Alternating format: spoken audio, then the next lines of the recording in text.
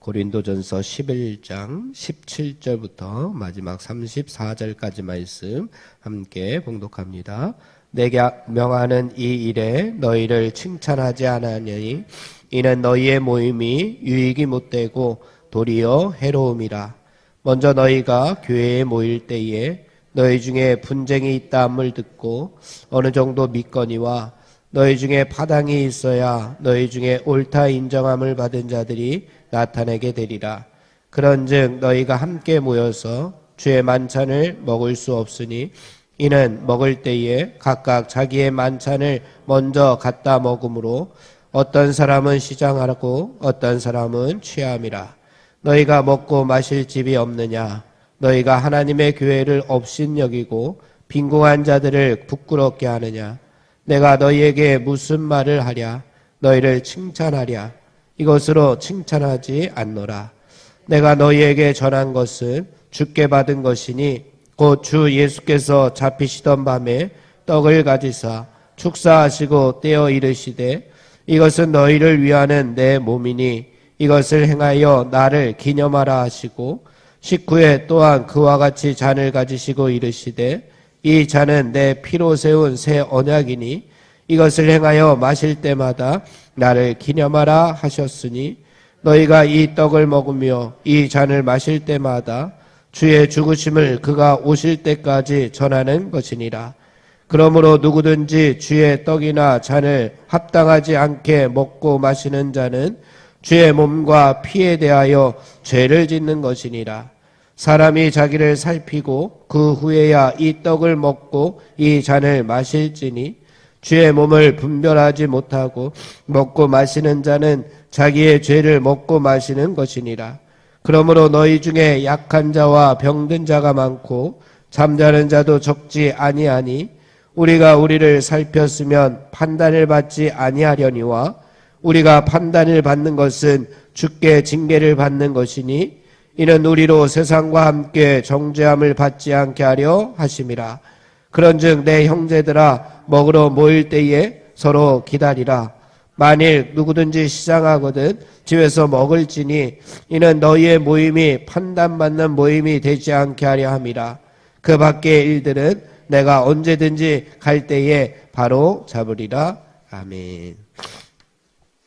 오늘 말씀 11장 17절 이하의 말씀인데 성만찬의 재정이라고 이렇게 제목이 달려져 있습니다. 고린도 교회의 또 다른 한 가지의 문제가 이 성찬 때에 성만찬 때에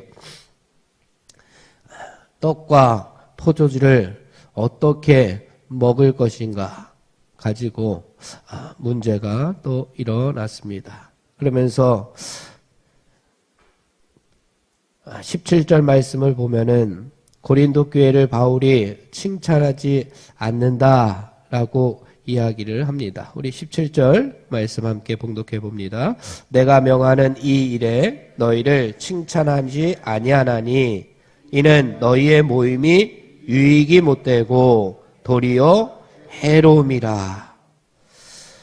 왜 칭찬하지 않는다고 했느냐? 너희의 모임이 유익이 되지 못하고 도리어 해가 되었다. 해로운 모임이 되었다라고 이야기합니다. 이들의 모임이 어떤 모임입니까? 누구의 이름으로 모였느냐? 예수님의 이름으로 모여서 함께 성만찬 예식을 행하는 그러한 모임입니다. 모여서 함께 하나님을 찬양하고 모여서 함께 하나님의 말씀을 보고 모여서 함께 하나님 앞에 기도하는 그러한 모임인데 그런데 유익이 되지 못하고 도리어 해로움이 되고 말았습니다.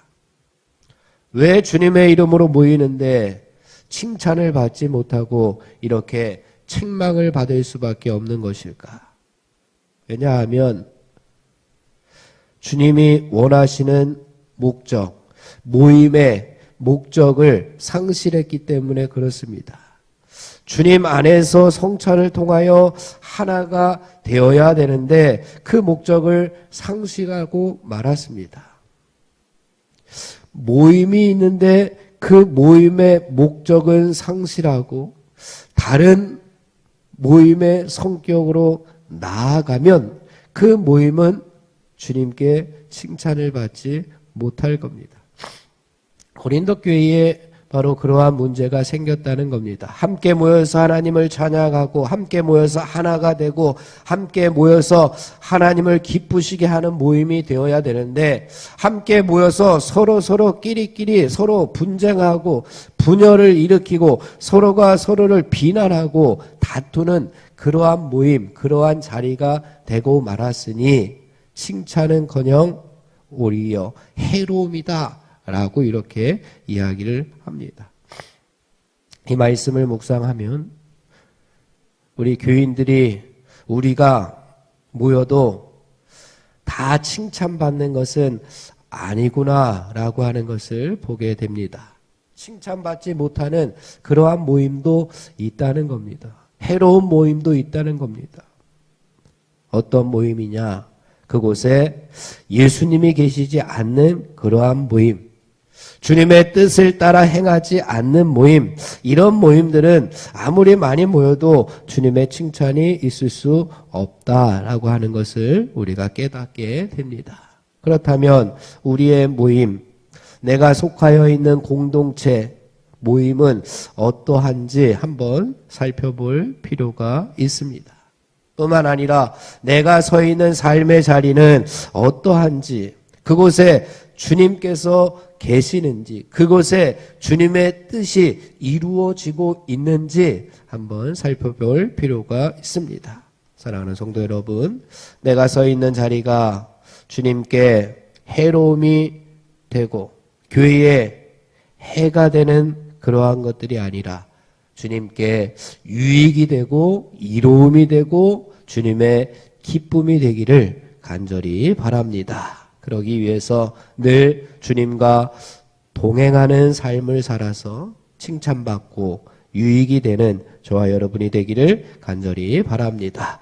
구체적으로 어떤 해로움이 있었느냐? 18절, 19절 말씀 함께 봉독해 보겠습니다. 시작.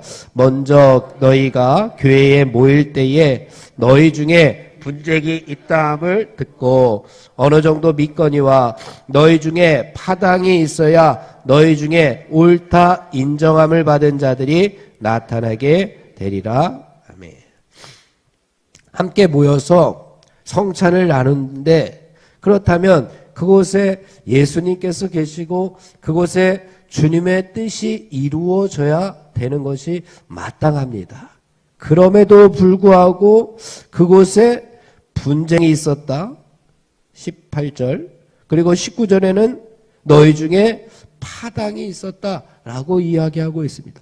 하나가 되어야 되는 그 성찬 자리에 오히려 그곳에 분쟁이 있었고 그곳에 파당을 너희들가 지었다라고 이야기하니, 그러니 그곳이 은혜의 자리가 아니요 오히려 그것이 해로움의 자리다라고 이야기하고 있습니다. 더 구체적으로 20절에서 22절까지 말씀 함께 봉독해 보겠습니다. 20절에서 22절 시작. 그런즉 너희가 함께 모여서 주의 만찬을 먹을 수 없으니 이는 먹을 때에 각각 자기의 만찬을 먼저 갖다 먹으므로 어떤 사람은 시장하고 어떤 사람은 취함이라. 너희가 먹고 마실 집이 없느냐? 너희가 하나님의 교회를 업신여기고 빈궁한 자들을 부끄럽게 하느냐? 내가 너희에게 무슨 말을 하랴? 너희를 칭찬하냐? 이것으로 칭찬하지 않노라.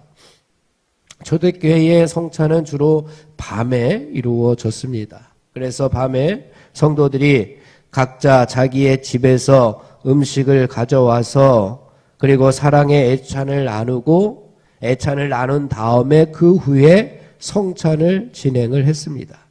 그런데 성찬 이전에 행하여지는 이 애찬 때에 문제는 조금 많이 가지고 있는 사람들은 음식을 많이 가져오는 반면에 가난한 자들은 가져올 음식이 없어서 가져올 수가 없었습니다. 그러니 처음에는 많이 가져온 자, 적게 가져온 자, 아예 가져오지 못한 자, 그래서 많이 가져온 것을 가지고 함께 서로 나누는 그러한 사랑의 애찬 공동체였습니다. 그런데 고린도 교회는 그러하지 못했던 것 같습니다. 만일 그들에게 사랑이 있었다면 먼저 가져오고 많이 가져온 그 음식들을 나누면 되었을 터인데 그러하지 못한 모습을 보였습니다. 자기들의 것을 나누지 않았던 모습을 20절에서 22절에서 보여주고 있습니다.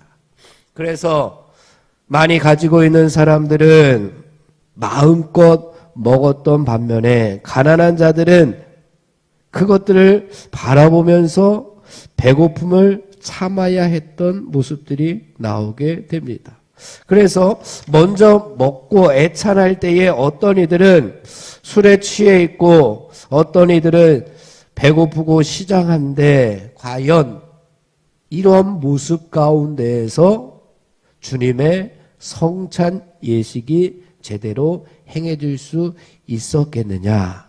성찬을 통하여 우리 모두가 주님의 살과 피로 하나가 될 수가 있겠느냐? 그럴 수 없다.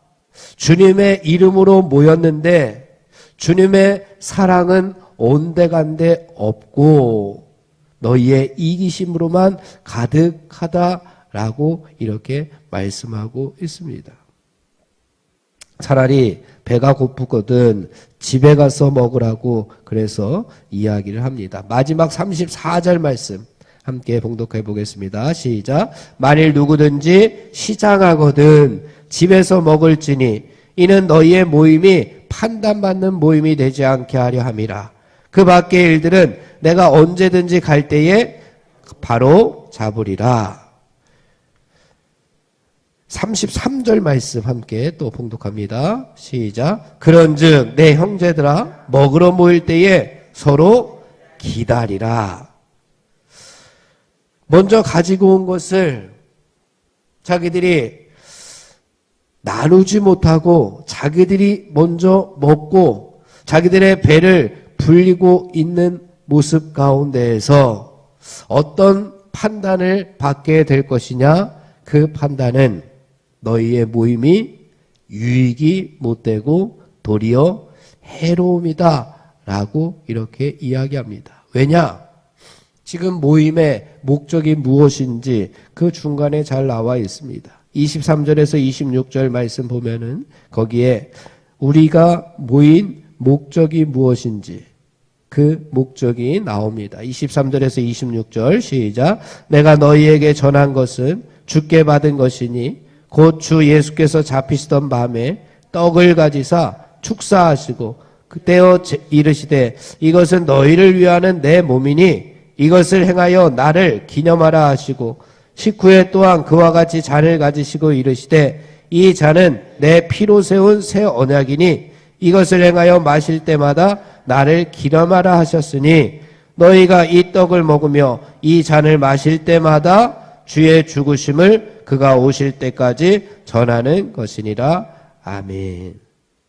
주님의 이름으로 모였고 모여서 주님의 살과 주님의 피를 마시는 그러한 성만찬을 지금 하려고 하는데 그런데 이전에 그 애찬의 모습이 서로 사랑의 모습으로 나누지 못하고 서로 분쟁하고 서로 파당을 나누고 있으니 이 성찬이 무슨 의미가 있고 이 성찬이 유익이 되지 못하고 도리어 해로운 모임이 되고 있다라고 이야기하고 있습니다. 그러니 우리가 세상과 함께 정죄함을 받지 말고 우리가 예수 그리스도의 몸과 피를 먹는 그러한 사랑의 공동체로 다시금 하나가 되라고 바울이 고린도 교회에 말씀을 전해주고 있습니다. 사랑하는 성도 여러분, 우리의 모임, 내가 있는 삶의 자리는 주님께 해로움이 되고 있는지 아니면 주님의 유익이 되고 있는지 한번 오늘 다시 한번 나의 삶의 자리, 내가 속하여 있는 공동체 다시 한번 살펴보고 해로움의 모습이 있다면 다 버려버리고 주님의 기쁨이 되고 주님의 유익이 되고 주님의 웃음이 될 수 있는 우리의 삶의 자리, 우리의 공동체, 우리 모두가 되기를 주님의 이름으로 축원을 드립니다. 기도하겠습니다. 하나님 아버지, 우리가 살아가는 삶의 자리 가운데 예수 그리스도와 늘 동행한다면 그 자리가 주님의 뜻이 이루어지는 자리임을 믿습니다.